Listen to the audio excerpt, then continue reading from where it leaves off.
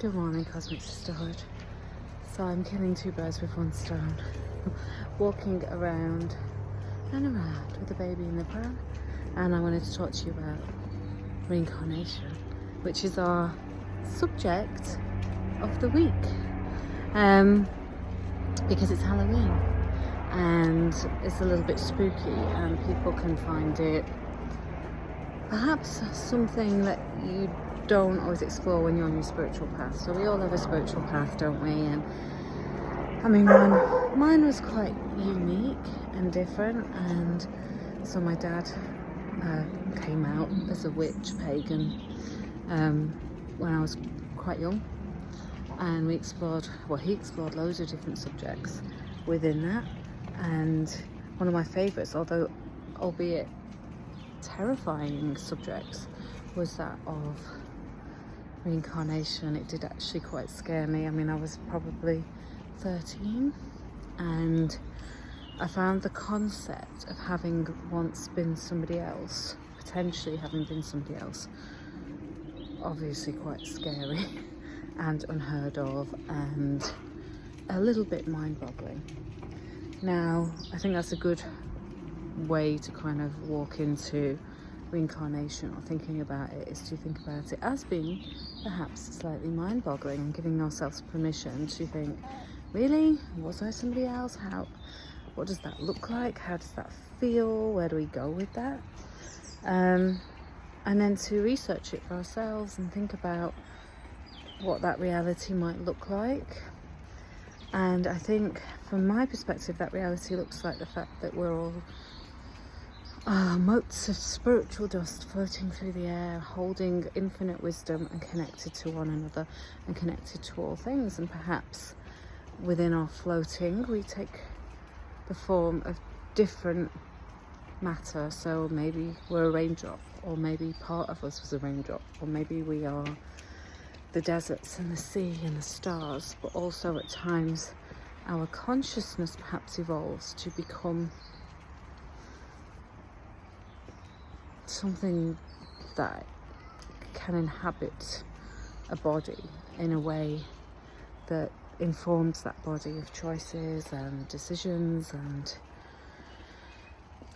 experiments with itself. You know, there's that saying that I think many people have been attributed to, that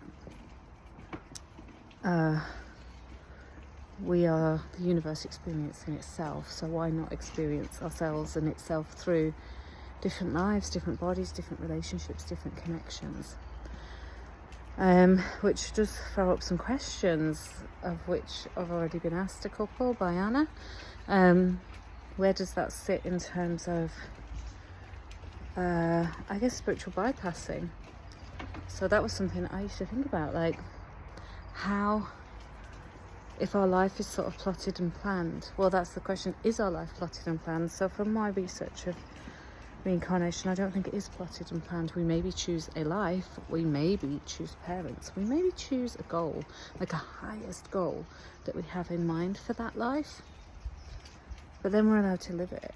And within the living, well, it's not like it's a script that's written for us. We're not players, we're not actors, we're not playing something out day by day, week by week, conversation by conversation.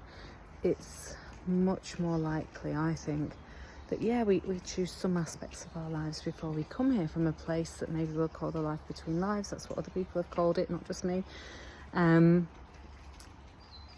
from in this place we get to say, okay, they're going to be my parents, and because they're my parents, they're going to give me these skills, these understandings. However, once we're here, there's so much free will involved within that. So if our parents turn out to be abusive because perhaps they've had difficult traumatic experiences in their lives which cannot be accounted for, that were not planned, then the plan for us to get to this highest point goes slightly awry. But I think it's always something that we can access. It's always something that we can go back to. It's always something that is our plot, our plan. But how we get there really is dependent upon so many unknown factors, of which I don't think the universe plans for, they just happen. And I also think that part of the universe, God's plan, a goddess's plan, the plan of this indeterminable machine that we are housed within, is that we are always working towards a highest possibility, a higher self. Yeah, so that's a lot for Monday, isn't it? So that's my kind of view on reincarnation, is that if it's in fact a thing, which of course keep an open mind about, it's not something we have to fall into a belief of, but if it is in fact a thing, then I think that it comes along with this ability to learn lessons, this necessity to learn lessons. And the lessons don't come from a life that's already plotted and planned out. They come from a life that has some wildness to it, and a need to heal, a requirement to heal, a requirement to take on some really difficult things. I remember when I read, now note this down, there's some books by Michael Newton, Life Between Lives, The Destiny of Souls, The Journey of Souls, which I really found fascinating.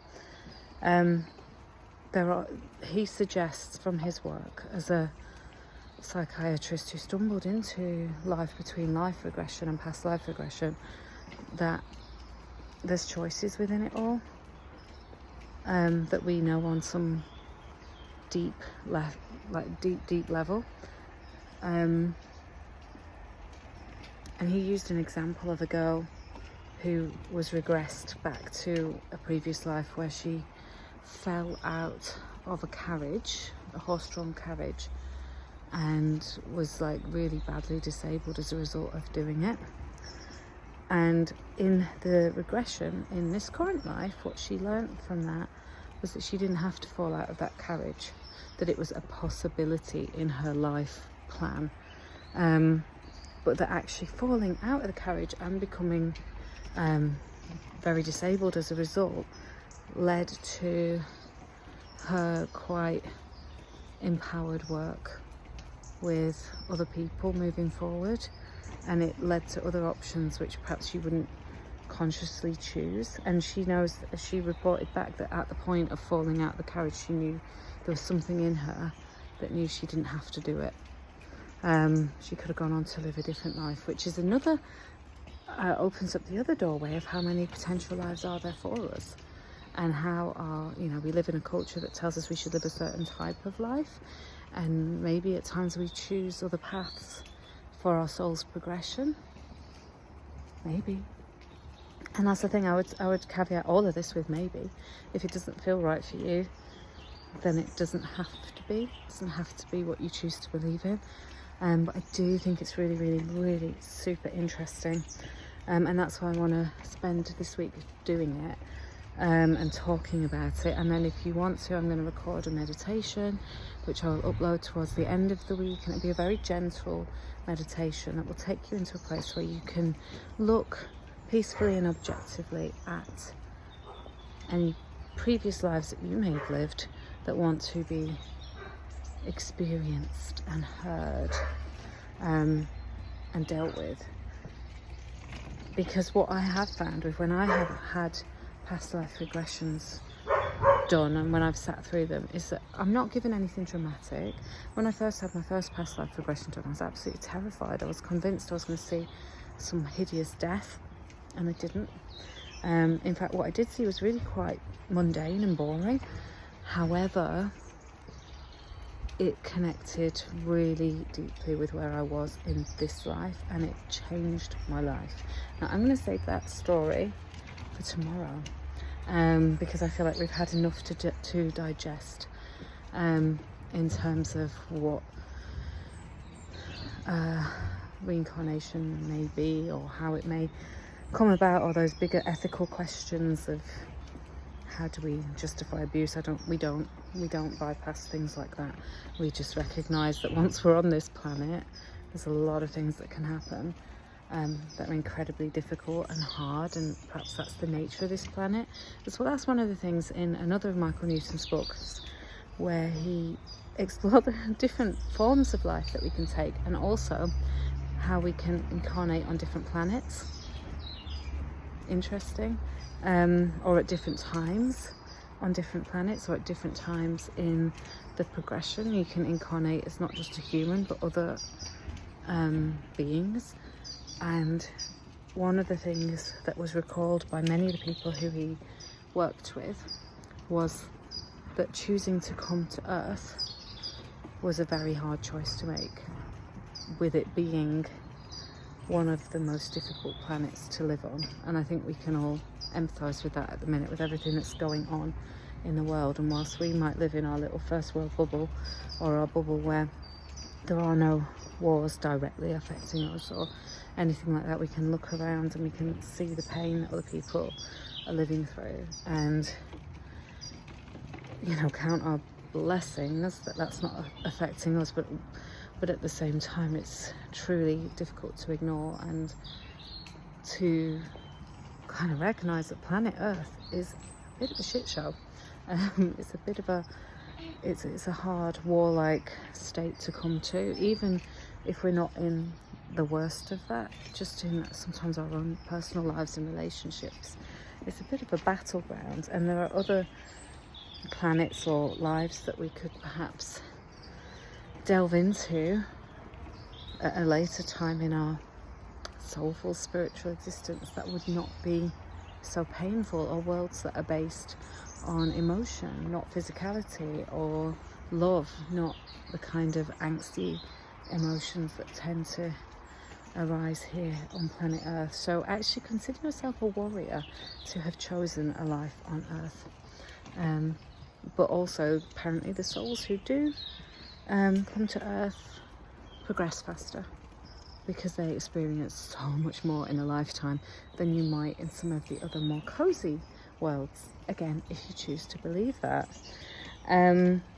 So that's my introduction to reincarnation, whilst walking the baby in circles, getting my steps in. So please do let me know your questions. I won't make all the videos this long this week, because I know that you're used to shorter videos and I don't want to take up too much of your time. But tomorrow I will share with you my story about the first past life regression I had that actually changed my life considerably, and you'll understand why when I tell you about it. And that was affirmed by a sign the next day that was undeniable. It's a very cool story. And otherwise, please do let me know your questions, because I'm just still working this through myself. I wrote about it in the High Heel Guide to Enlightenment, and I've had regressions. I've regressed people. I believe in it. I believe in a lot of things, though. I think it's one thing. It's not the be all and end all. It's not everything. It's one thing that we can start to have some understanding of. And what I'll share later in the week as well, or what we could talk about later in the week, is children and reincarnation, and how children have been documented as being a lot closer to their past lives. And that's where a lot of past life evidence has come from, which you may be aware of. And if not, it's definitely an area worth exploring.